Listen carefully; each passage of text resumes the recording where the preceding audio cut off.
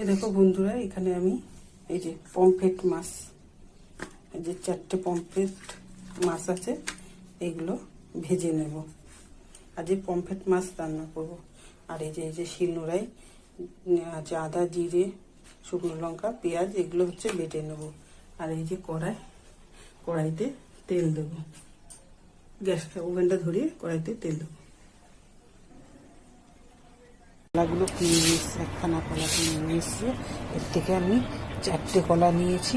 4টে কলার মধ্যে আমার 3টে কলা খারাপ হয়েছে আর একটা কলা ভালো হয়েছে। 3টে কলার থেকে আমি সামান্য একটুখানি হচ্ছে ভালো দিয়েছি, আর বাকি 2.5খানা কলাই আমাকে ফেলে দিতে হয়েছে।